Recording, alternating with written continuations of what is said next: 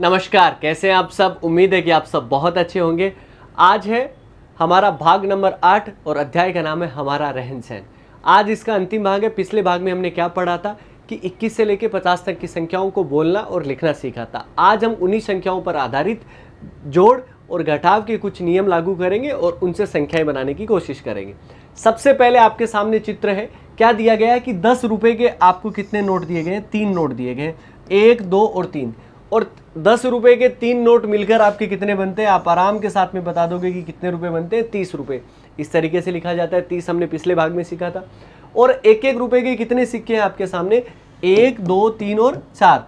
और 30 और 4 ये हो गए, मिलाकर आपके कितने बनेंगे? 30 जोड़ 4 आपके बनेंगे 34। और 34 किस तरीके से लिखा जाता है? 3 और 4, और इससे क्या बनेगा? 34 बनेगा। बढ़ते हैं अब आगे की तरफ, और अब हमें देख देख के बताना है कितनी संख्याएं बनेगी। यहां पर 10-10 रुपए के कितने नोट दिए गए?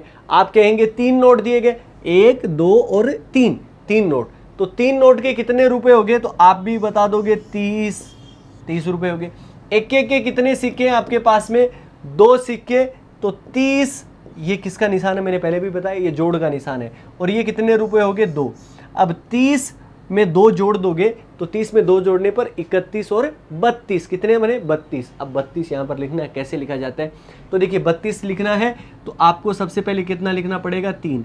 और 3 में हमने कितने, 30 में कितने ऐड करे थे? 2। तो हमने ये 2 आप यहाँ पर लिख सकते हो। तो ये आपका क्या बनेगा? 32 बन जाएगा।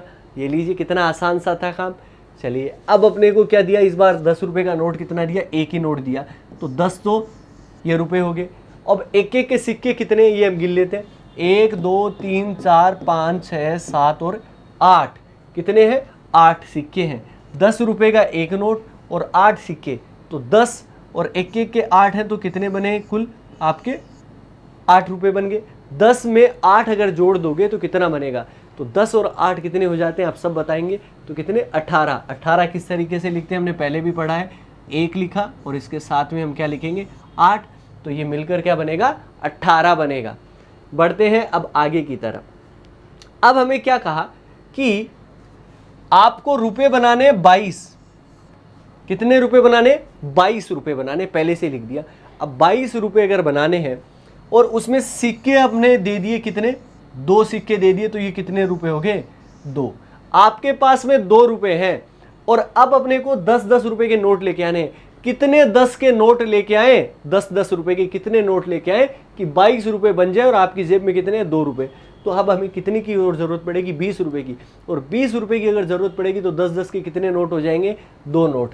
तो ये लीजिए, ये पहला 10 रुपए का नोट और ये आपका कितना हो गया? 10 रुपए का दूसरा नोट। तो ये कुल मिलाकर कितने नोट हुए? 2 नोट। और 2 नोट आपका कितना बन जाएगा? 20। 20 में अगर आप 2 जोड़ दोगे तो कितना बनेगा? 22 बनेगा। बढ़ते हैं आगे की तरफ। इस बार हमें बनाना है कितना? 32 बनाना है। 3 और 2 आपकर 32 होते हैं। अब हम क्या करते हैं? 1-1 रुपए के कितने सिक्के लें और 10-10 के कितने नोट लें कि हमारे पास में 32 बन जाए। आप कई तरीके से बना सकते हैं, लेकिन मैं अगर कहूं कि मान लो हमारे पास में 1-1 रुपए के 2 ही सिक्के हैं। कितने हैं? 2। तो 2 रुपए आपकी जेब में है, कितना और मिला दें कि 32 हो जाए? तो आप कितने क्या कहोगे कि 30 रुपए और मिला दो तो 32 हो जाएंगे। अब 30 रुपए चाहिए तो 10-10 के कितने नोट बनेंगे? 3 नोट बनेंगे। पहला नोट देखिए, ये दूसरा और ये आपका तीसरा। तो ये आपके कितने बन जाएंगे कुल मिलाकर? 10-10 रुपए के 3 नोट। तो ये कितने बने? 30। 30 में 2 जोड़ दोगे तो आपका कितना बनेगा? 32 बनेगा, जो कि आपका पहले से दिया गया है। अब कह रहे हैं कि 40 रुपए बनाने हैं। अब 40 रुपए बनाने हैं। 1 रुपए के सिक्के भी काम में लेने हैं और नोट भी काम में लेने हैं। अब मैं 3 नोट ले लूं काम, क्योंकि 4 अगर नोट ले लूंगा तो 1 रुपए के सिक्के काम में नहीं आएंगे। तो हम क्या करते हैं? रुपए भी काम में लेने और सिक्के भी काम में लेने हैं। तो 3 नोट हम 10-10 के ले लेते हैं। 1, 2 और 3। तो ये कितनी होगी? 10, 10, 20 और 10 कितने हो गए? 30। तो इसकी कीमत कितनी होगी? 30 रुपए होगी। अब 30 रुपए में कितने सिक्के मिला दे एक एक के कि 40 आ जाए आपका? तो कितने आ जाएंगे? 10 चाहिए तो 10 सिक्के चाहिए। तो यहाँ पर 10 सिक्के 1, 2, 3, 4, 5, 6, 7, 8, 9, 10, ये 10 के सिक्के हो गए। तो कितने रुपए बने? 10। ये लीजिए 30 और 10 आपके मिलकर कितने बनेंगे, 40 बनेंगे। बढ़ते हैं आगे की तरफ, हमें कितना लेना है, 42 बनाना है। इस बार अगर 42 बनाना है तो 10-10 रुपए के नोट लेते हैं, कितने ले, 3 ले, फिर 12 सिक्के चाहिए, 4 ले लेते हैं नोट। अगर 4 अगर नोट ले लिए तो एक देखिए 2 और 3 और कितने हुए, 4। अगर हमने 4 नोट ले लिए तो अब 4 नोट के हिसाब से 10-10 के कितने बन गए, 40 बन गए। ये लीजिए 40 में कितना मिला दें कि 42 बन जाए 1-1 रुपए के सिक्के। तो 1-1 रुपए के कितने सिक्के ले लेंगे हम, 2। तो 1 और 2 सिक्के ये ले लीजिए। तो 40 में 2 जोड़ देते हैं तो आपका कितना बनता है, 42 बनता है। 4 और 2 आपका 42 होता है। अब देखिए यहां पर आपको क्या कहा गया कि रहीम के पास में कितने रुपए हैं, 50 रुपए हैं। एक रहीम नाम का व्यक्ति है जिसके पास में 50 रुपए है, जिसमें 10 रुपए के 4 नोट हैं। 10 रुपए के देखिए 1, 2, 3 और 4, तो ये कितने बन गए, 40 बन गए। और 1-1 रुपए के 10 सिक्के हैं, तो 1-1 रुपए के 10 सिक्के हो गए, तो कुल मिलाकर कितने हो गए, 50 हो गए। ठीक है जी, 40 और 10 ये सिक्के के रूप में हो गए, तो कितने बने, 50। अब यहां पर क्या करता है, रहीम ने अपनी बहन के लिए 50 रुपए थे, उसकी बात है, रहीम ने अपनी बहन के लिए 15 रुपए की चूड़ियां ली। कितने रुपए की ली, 15 रुपए की। 1, 5, 15। अब ये 15 रुपए की अगर चूड़ियां लेता है वो, तो उसने दुकानदार को कितने नोट और कितने सिक्के दिए ये अपने को बताना है। अब 2 नोट अगर 10 के दे दें तो वो तो 20 हो जाता है। ठीक है, सिक्के भी देने और नोट भी देने हैं, तो 10 रुपए का यहां पर क्या लिखा हुआ, नोट, 10 का रुपए का नोट लिखा हुआ, 10 का नोट, तो 10 का कितना देगा, 1 नोट दे देगा, तो 1 दे देगा 10 का नोट, ये लीजिए। और यहां पर 1-1 रुपए के सिक्के कितने देगा। अब 1-1 रुपए के सिक्के कितने रुपए और चाहिए, 10 हो गए, 10 में कितना और जोड़ेंगे कि 15 आएगा, तो 5 सिक्के दे देगा। तो यहां पर कितना दे देगा, 5। तो ये लीजिए, ये 5 1-1 रुपए के सिक्के, और 10 और 5 कितने हो जाएंगे, 15। अब यहां पर संख्याएं लिखनी है, इकाई और दहाई। ठीक है, किस तरीके से 15 किस तरीके से लिखा जाता है, 15 लिखा जाता है 1, और ये आपका कितना, 5, तो ये आपका कितना बना, 15 बना। तो देखिए इकाई की संख्या क्या होती है, सबसे पहले वाली हमारी दाएं हाथ की तरफ से, ये दाएं हाथ हुआ, तो इकाई, दहाई, आगे बढ़ते हैं तो सैकड़ा, हजार, इस तरीके से आगे बढ़ते हैं। आगे अगर मैं कहूं कि रहीम ने 22 रुपए की क्या खाई, चाट भी खाई। कितने रुपए की, 22 रुपए की। ठीक है, 50 ही रुपए थे उसके पास, 15 रुपए की तो उसने चूड़ियां ले ली थी। 22 रुपए की अगर वो चाट खाता है तो दुकानदार ने रहीम को कितने नोट दिए और कितने सिक्के दिए होंगे, दुकानदार को कितने देगा। अगर आप 1 नोट दोगे तो फिर 12 सिक्के देने पड़ेंगे, ज़्यादा सिक्के देने पड़ रहे हैं। तो उसके पास में अगर 10-10 रुपए के अगर वो 2 नोट दे दे, मान लो, तो 10 रुपए के अगर 2 नोट अगर वो दे देता है तो कितने हो गए, 20 हो गए।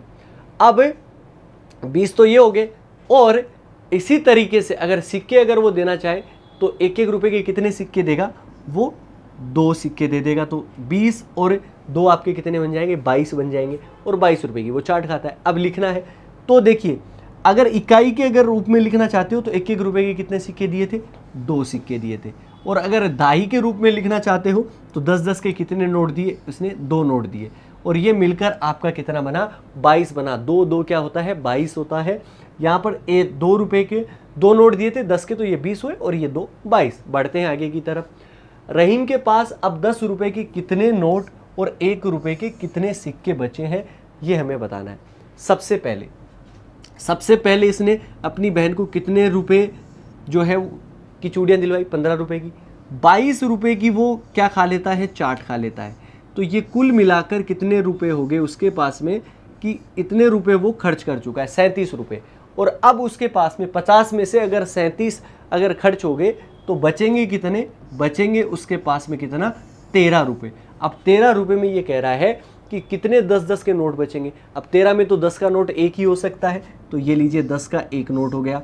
और अब 10 हो गए तो बचे कितने पीछे, 3 रुपए, और 3 रुपए 1-1 के सिक्के हो जाएंगे, ये लीजिए। तो मैंने क्या बताया कि अगर इकाई में लिखना है तो ये आप सिक्के के रूप में लिख सकते हो, ये लीजिए। आपका अगर इसको बनाना चाहते हो तो 3 इस तरीके से आप बना सकते हो। किस तरीके से 3 हम बनाते आए हैं अब तक, कि 2 गोले हमें बनाने होते हैं इस तरीके से, और एक जो 10 रुपए का नोट है उसको दहाई में लिख दो, ये आपके कितने बने, 13 बने। हो गया काम। अब मान लो आपके पास में 10 रुपए है और 1 रुपए के कुछ नोट या सिक्के हैं, ये समझ लो। एक तो क्या है, आपके पास 10 रुपए और ₹1 के कुछ नोट या सिक्के हैं, ₹10 के भी है नोट और आपके 1 सिक्के भी हैं। बताइए आप दुकानदार को वस्तुओं का मूल्य कैसे चुकाओगे। अब आप पे ये करता है, सबसे पहले यहाँ पर क्या लिखा हुआ है, वस्तु क्या लिखी हुई है, टमाटर लिखा हुआ है और टमाटर अपने को कितने मूल्य के देने, 50 के। अगर आप 50 के अगर देना चाहते हो तो 10 के कितने नोट दोगे या सिक्के दोगे, और इसी प्रकार 1-1 के नोट कितने सिक्के दोगे। अगर मैं करूं कि ₹50 अगर अपने को देने हैं तो 10-10 के कितने नोट दे दें अपन, 10-10 के नोट दे दें 5, तो सिक्के देने की ज़रूरत ही नहीं है अपने को, है ना, और ना ही ₹1 का कुछ नोट या सिक्का देने की ज़रूरत है। तो यहाँ पर 10-10 के हमने नोट कितने दे दिए, 5 नोट दे दिए। इसी प्रकार अगर हमें मान लीजिए ₹42 बर्फ़ी के देने हैं तो ₹42 तो 10-10 के नोट से तो होंगे नहीं, ₹1 के सिक्के भी काम में आएंगे। तो हम क्या करें कि 4 नोट दे दें हम किसके, 10-10 के, तो वो कितने बन गए, 40 बन गए। अब 2 और चाहिए तो 2 दे देंगे हम 1-1 के सिक्के, तो ये आपके 2 ये आपके हो जाएंगे। ठीक है, तो यहाँ पर कुछ भी नहीं देना था। ₹29 का हमें क्या करना है, मग जो है वो खरीदा है, तो ₹29 का मग खरीदा है तो 10-10 के 3 नोट नहीं दे सकते, तो हमें क्या क्या देना पड़ेगा, 10-10 के तो 3 30 हो जाएंगे, लेकिन ₹1 कम ही है उससे। ये नहीं दुकानदार से वापस नहीं लेना, हमें पूरा ही चुकाना है।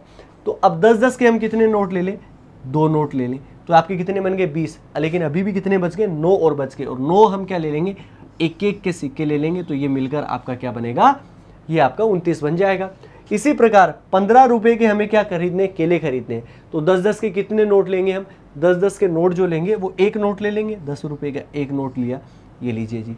अब कितने कम और पड़ गए, 5 कम और पड़ रहे हैं, तो 5 ले लेंगे हम 1-1 के सिक्के, तो ये लीजिए, ये 5 इस तरीके से लिखा जाता है, ये ₹15 आपके खर्च हो जाएंगे। और बढ़ते हैं आगे की तरफ। आगे क्या दिया गया है कि मनु के पास में 10-10 फूलों की 2 मालाएं हैं, मतलब 10 ये फूल है और 10 ये फूल है, 2 माला होगी, जैसे 10-10 के 2 नोट होते हैं उसी प्रकार से, और 4 खुले फूल है, उसके पास में कुल कितने फूल है और हमें जोड़ के लिखना है। तो अगर 10 फूल ये 10 फूल ये, तो कुल मिलाकर कितने हो गए, 20 फूल। तो हमने 20 किस तरीके से लिखा जाता है, 2 और 0। 4 खुले फूल है तो 4 हमने लिखे, तो अगर 20 और 4 को अगर आप जोड़ दोगे तो कितना बनेगा, 24 बनेगा। 24 में कैसे लिखते हैं, जो खुले फूल है आपके वो आपके 4 इकाई में आ जाएंगे और बाकी बचा कितना, 2, तो ये क्योंकि 2 मालाएं हैं तो कितना बन गया, 20 और 4 मिलकर 24, इस तरीके से लिखा जाता है। कुल मिलाकर कितने हुए, 24 हुए। और अब इस कहानी से संबंधित करते हैं कुछ बातें। और पहला प्रश्न मैं आप सबसे ये जानना चाहता हूं कि आप या आपके परिवार के सदस्य क्या क्या काम करते हैं, और जो वो काम करते हैं तो उनको क्या क्या समस्याएं जो है वो आपकी आती हैं। हो सकता है कि आपके घर में कोई खेती करते होंगे, कोई मजदूरी के लिए जाते होंगे, या फिर कोई नौकरी करता होगा, या कोई खिलाड़ी होगा, इस तरीके से। अगर आप खेती करते हैं तो शायद हो सकता है कि बारिश से संबंधित आपको समस्याएं आती हैं, है ना। समस्याएं जीवन का हिस्सा हैं, वो आएंगी, लेकिन इन सब से पार पाके ही तो हमें आगे बढ़ना है। और आप भी अगर आप इसी तरीके से पढ़ते रहोगे तो लिखना और पढ़ना ज़रूर आप सीख जाएंगे। आगे और कुछ जानते हैं। यहाँ पर क्या है, आपके हिसाब से कौन कौन से लोग जो है वो खूब मेहनत करते हैं। आपका जवाब पहला तो ये होगा कि किसान बहुत मेहनत करते हैं। वाकई किसान बहुत ज़्यादा मेहनत करते हैं। खिलाड़ी अपने मैदान में कितना खून पसीना, मतलब मेहनत वाला काम जो है वो करते हैं। सैनिक, देश के सैनिक कितनी मेहनत का काम करते हैं। शायद आप सबके यही जवाब होंगे। और अगर बात करें कि शारीरिक श्रम करने वाले, मतलब जो मेहनत करने वाले लोग होते हैं, जैसे कि मजदूरी करने वाले जो लोग होते हैं, काम के बारे में आमतौर पर लोगों की क्या राय रहती है, क्या आप उससे सहमत होते हैं, और अगर होते हैं तो क्यों, और नहीं होते हैं तो क्यों। आपको अगर मैं पूछूं तो अमूमन लोगों की यही राय होती है कि मतलब जो मेहनत करेगा उसको फल जो है वो ज़रूर मिलेगा। और आज अगर कोई मेहनत कर रहा है, आज अगर कोई अपने मैदान में जाकर जो है वो दौड़ रहा है, तो आगे जाकर वो देश का नाम रोशन करेगा। अगर कोई खेती कर रहा है, खून पसीना अपना लगा के धूप के अंदर खेती कर रहा है, अपने खेत को बो रहा है, तो अगर वो कुछ मेहनत कर रहा है तो भगवान उसका फल देगा उसको, कि जब फसल लहलाएगी तो उसके भी चेहरे खिलेंगे। तो शायद सब लोगों की यही राय होती है कि हाँ, मेहनत करने का फल ज़रूर मिलता है, और शायद आप इस बात से ज़रूर सहमत हैं। अब एक कहानी और पढ़ लेते हैं। कहानी में क्या है कि कहानी दूसरी अपनी ये है कि आपको घर के काम में मम्मी की मदद करते देख मुझे बहुत अच्छा लगता है पापा। दृश्य देखो चित्र का। यहाँ पर एक लड़का है, एक व्यक्ति है और एक महिला है। एक महिला जो है वो किताब पढ़ रही है, और इसके साथ साथ में एक जो पुरुष है वो आपका खाना लेके खड़ा है, और बेटा खाने की टेबल पे बैठा हुआ है और खाना खाने का समय है। तो पापा को लड़का जो है वो कहता है कि आप मम्मी की घर के कामों में अगर मदद करते हो तो मुझे बहुत अच्छा लगता है पापा। तो उसके पिताजी हैं वो जवाब देते हैं उसको, क्या देते हैं कि हाँ बेटा, एक दूसरे की मदद से ही तो परिवार चलता है। पति पत्नी जीवन साथी भी है और सहयोगी भी, मतलब एक दूसरे की अगर मदद करेंगे, अगर एक दूसरे का ख्याल रखेंगे तो जीवन की गाड़ी बहुत अच्छे से चलेगी। और ये तो सुख दुख के साथी होते हैं, जीवन साथी इसीलिए तो होते हैं।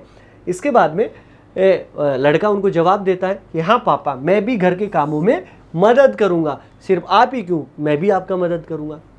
कुछ जानते हैं आपसे बातें इसी कहानी की मदद से।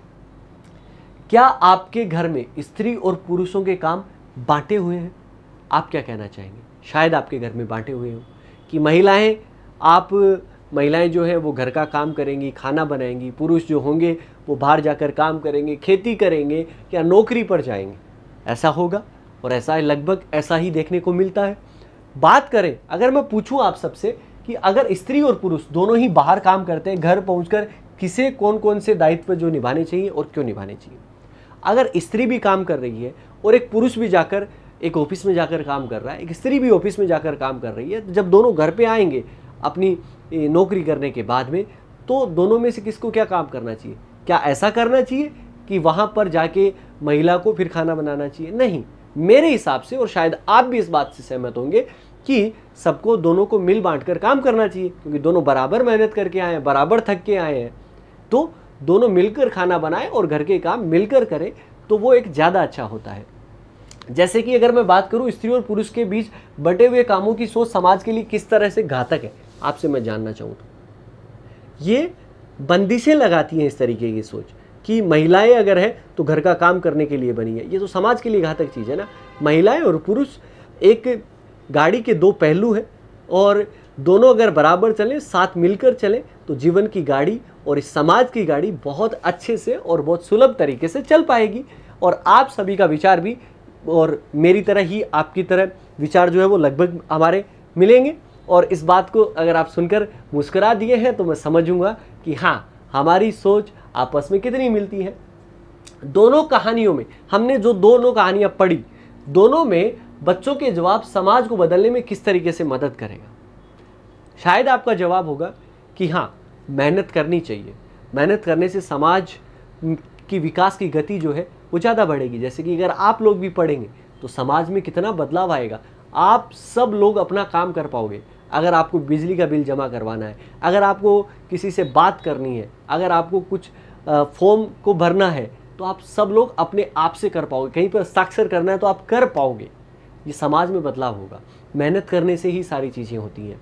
और दूसरा ये कि स्त्री और पुरुष सब मिलकर आपस में काम करें, चाहे वो घर हो चाहे वो बाहर हो, तो जीवन की गाड़ी और इस समाज की गाड़ी आराम के साथ में चल पाएगी।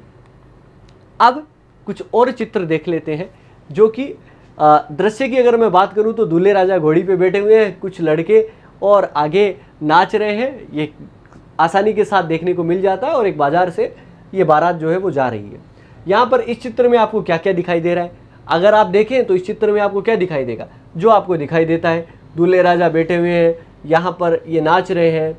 इसके साथ साथ कुछ जो बैंड बाजे वाले हैं वो अपना काम कर रहे हैं और इसी के सब तरह से कुछ लोग सामान लेके भी जा रहे हैं और एक महिला के हाथ में बच्चा भी है तो वो भी उसके साथ में निकल रही है। तो इस तरीके की चीज़ें आपको देखने को इस चित्र में मिल सकती हैं। चित्र में कौन लोग क्या क्या कर रहे हैं, अब कौन लोग क्या कर रहे हैं आप देख के आप बता सकते हैं। वही काम इस व्यक्ति का क्या काम है? एक छाता लेके जो है वो दूल्हे राजा को धूप नहीं लगनी चाहिए, बिल्कुल भी बड़ा ख्याल रखा गया है। दूल्हे राजा जी बैठे हुए हैं, आगे की तरफ देख रहे हैं कि हमारा जो ससुराल वाला घर है वो कितनी दूर रह गया है, बच्चे नाच रहे हैं, इस तरीके की चीज़ें कर रहे हैं। और अगर तस्वीर से मिलता जुलता हमारे आसपास जो है वो आपका क्या है, अगर मैं पूछूं तो आपके आसपास क्या होगा?